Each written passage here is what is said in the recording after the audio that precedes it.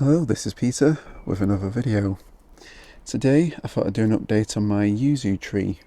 So if you've been following my videos for a while, you remember that I got this yuzu quite a few years ago now.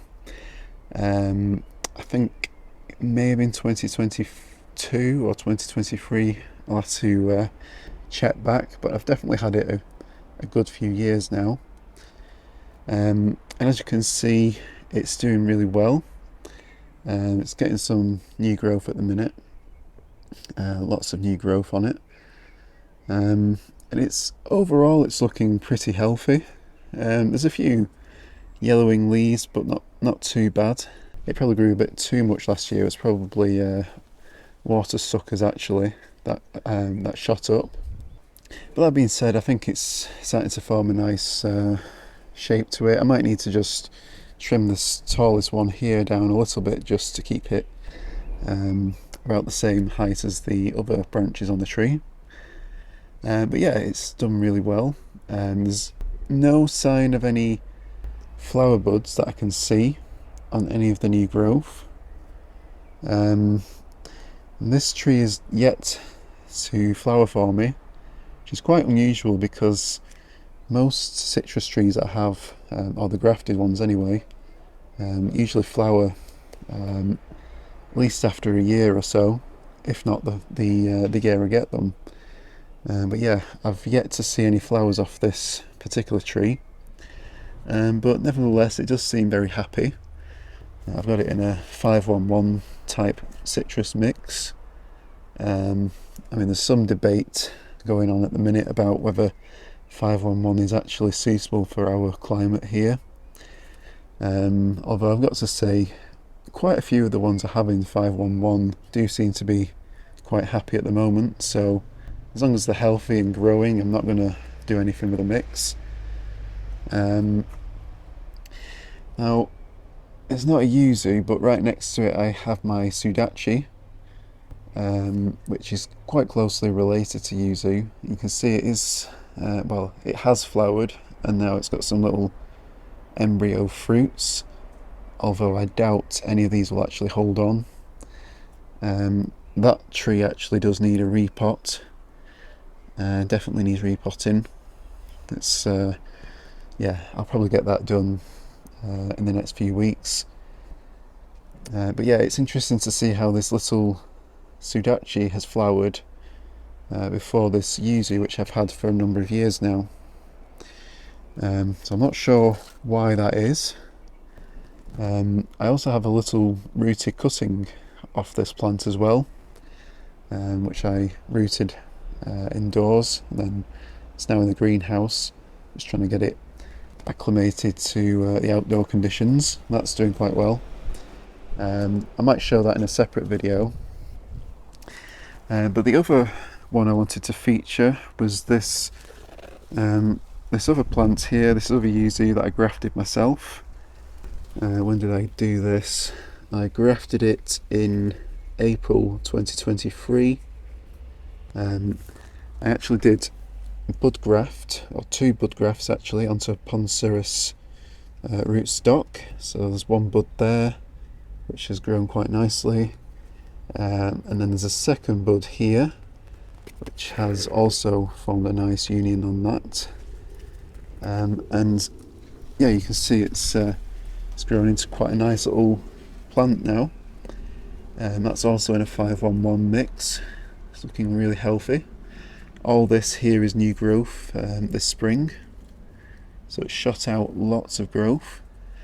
But again, there's no signs of any flower buds on it, so I'm not really sure why the yuzu hasn't decided to flower yet, because I know other people that have bought yuzus maybe a year ago and then they flowered this spring, or you know, usually they flower within a year or two.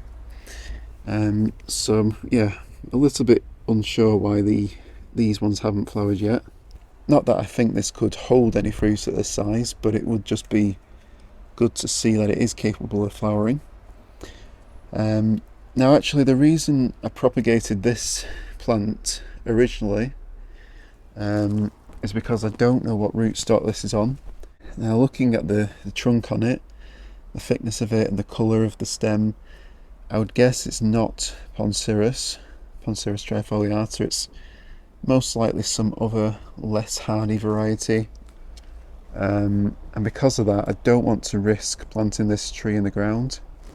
Although Yuzu is meant to be fairly cold hardy, because the rootstock is unknown, don't want to plant it and then end up losing it, because if this grafted section is, say, only hardy to -3 or 4, something like that, and we get a -5, -6, which happens quite often.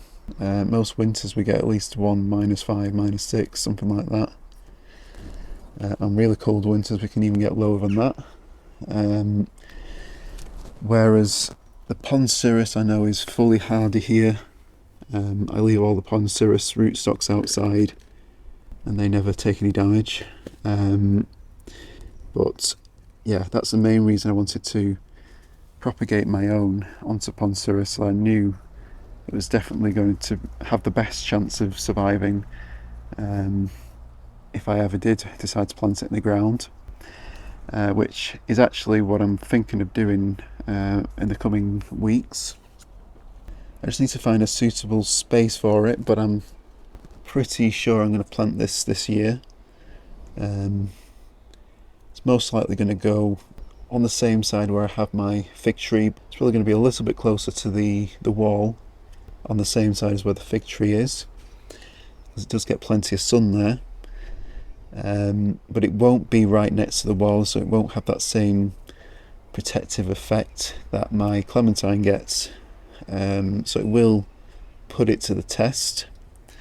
And of course this growth is still very young at the minute, so I hope it thickens up and matures over the summer.